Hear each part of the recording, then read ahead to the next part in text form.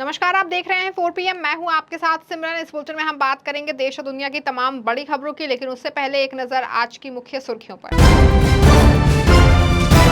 दिल्ली में सीएम आवास को लेकर मचा घमासान। आप सांसद संजय सिंह का बड़ा बयान, कहा सीएम आवास पर कब्जा करना चाहती है बीजेपी। सुप्रिया श्रीनेत ने पीएम मोदी पर साधा निशाना, कहा मोदी की कथनी और करनी में फर्क है, लोगों ने अन्याय का बदला लोकतांत्रिक तरीके से लिया।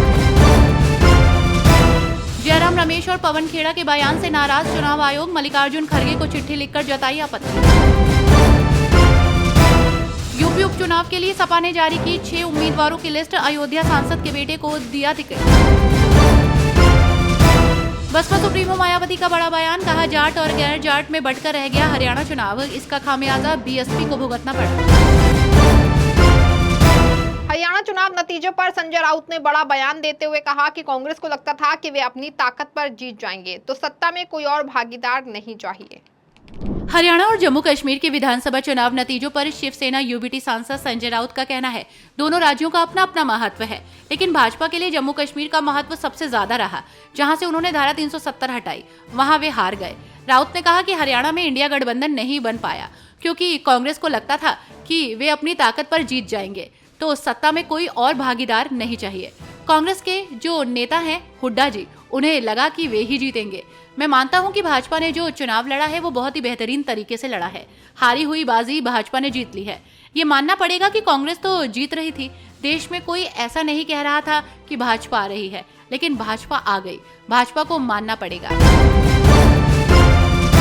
जम्मू कश्मीर में एनसी कांग्रेस की सरकार बनने जा रही है। इस बीच नेशनल कॉन्फ्रेंस के मुखिया फारूक अब्दुल्ला ने ये साफ कर चुके हैं कि उमर अब्दुल्ला प्रदेश के नए मुख्यमंत्री होंगे। जम्मू कश्मीर में 10 साल बाद हुए विधानसभा चुनावों में नेशनल कॉन्फ्रेंस और कांग्रेस के गठबंधन ने जीत हासिल की है और पूर्ण बहुमत हासिल कर लिया है, जिसके बाद नेशनल कॉन्फ्रेंस के मुखिया फारूक अब्दुल्ला ये साफ कर चुके हैं कि उमर अब्दुल्ला प्रदेश के नए मुख्यमंत्री होंगे। वहीं अब इस बीच महबूबा मुफ्ती की पीडीपी से बातचीत और उनके संपर्क करने के सवाल पर नेशनल कॉन्फ्रेंस के उपाध्यक्ष और नवनिर्वाचित विधायक उमर अब्दुल्ला का कहना है कि फिलहाल हम इस पर कोई बात नहीं कर रहे। पीडीपी ने हमसे कोई संपर्क नहीं किया, हमने उनसे कोई संपर्क नहीं किया। उमर अब्दुल्ला ने कहा कि मुझे लगता है कि फिलहाल चुनावों के नतीजों को देखते हुए उनकी बहुत सारी आंतरिक चर्चा चल रही है। अगर कोई संचार स्थापित किया जाता है तो हम बैठकर उनसे बात करेंगे, लेकिन फिलहाल ये हमारे लिए प्राथमिकता नहीं है। महंगी ईवीएम से कोई राहत नहीं मिली है। भारतीय रिजर्व बैंक ने अपनी पॉलिसी रेट्स को 6.50% पर बरकरार रखा है। महंगी ईएमआई से राहत नहीं मिली है। भारतीय रिजर्व बैंक ने अपनी पॉलिसी रेट्स को 6.50% पर बरकरार रखा है। आरबीआई गवर्नर शक्तिकांत दास ने आरबीआई मॉनिटरिंग पॉलिसी कमेटी की बैठक के लिए गए फैसले के तहत ये घोषणा की। आरबीआई गवर्नर ने बताया कि मॉनिटरिंग पॉलिसी कमेटी के 6 सदस्यों में से 5 सदस्यों में रेपो रेट में कोई कटौती नहीं करने के लिए वोट किया।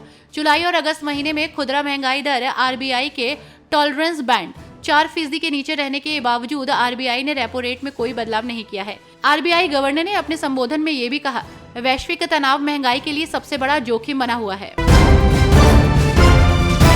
आरजेडी सुप्रीमो लालू प्रसाद यादव के करीबी व पूर्व विधायक अरुण यादव पर प्रवर्तन निदेशालय ने बड़ा एक्शन लिया है। ईडी ने मनी लॉन्ड्रिंग मामले में अरुण यादव की लगभग 25 करोड़ की संपत्ति जब्त कर ली है।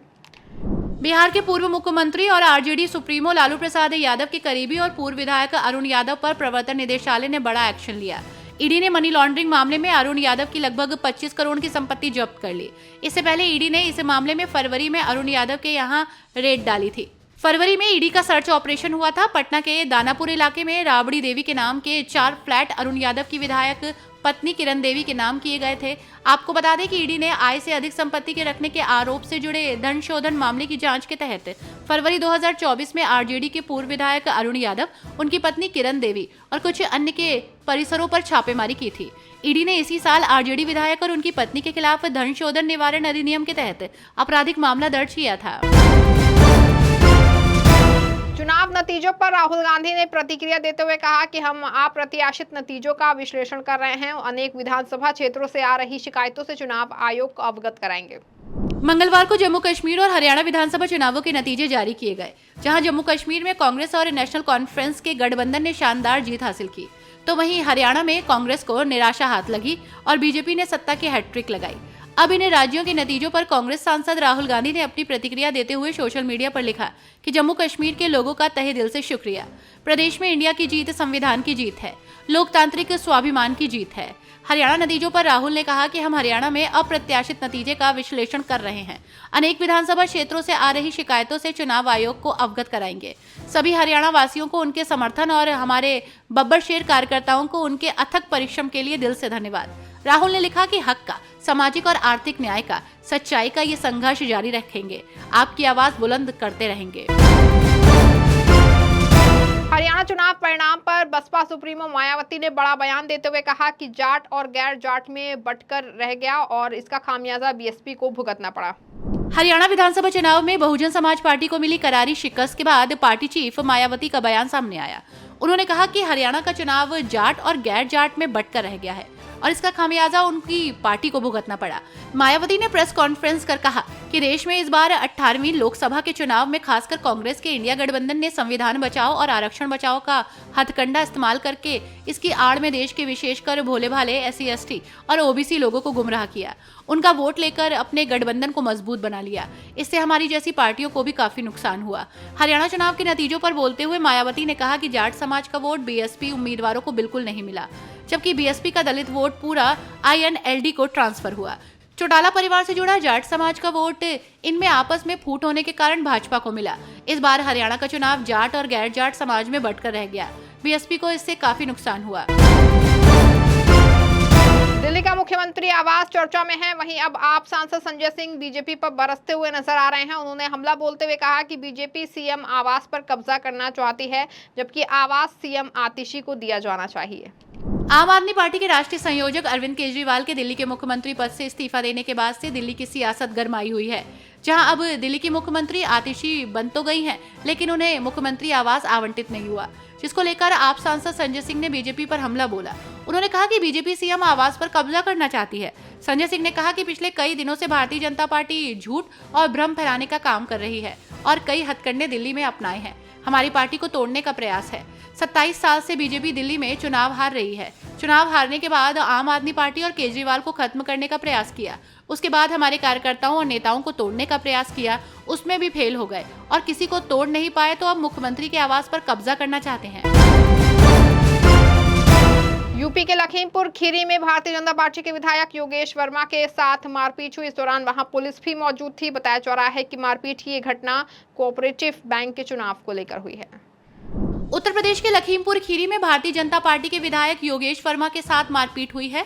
पुलिस के सामने जिला बार संघ के अध्यक्ष अवधेश सिंह और उनके समर्थकों ने विधायक के साथ मारपीट की। जिस समय ये घटना हुई वहां पुलिस मौजूद थी। पुलिसकर्मी विधायक को बचाकर वहां से दूर ले गए, तो वहीं इस घटना का एक वीडियो भी वायरल हुआ। वीडियो में दिख रहा है कि विधायक योगेश वर्मा सड़क पर आ रहे हैं। इसी बीच जिला बार संघ के अध्यक्ष अवधेश सिंह वहां पहुंचते हैं और विधायक को थप्पड़ मार देते हैं। इस पर विधायक भी भड़क जाते हैं और वो भी मारने के लिए बढ़ते हैं। तभी अवधेश सिंह के समर्थक वहां पहुंचते हैं और विधायक के साथ मारपीट करने लगते हैं। हालांकि वहां मौजूद पुलिसकर्मी बीच बचाव करते हुए शख्स को दूर ले जाते हैं। इस बुलेटिन में फिलहाल बस इतना ही। ऐसी तमाम राजनीतिक खबरों के लिए बने रहें, जुड़े रहें 4 PM के साथ। धन्यवाद।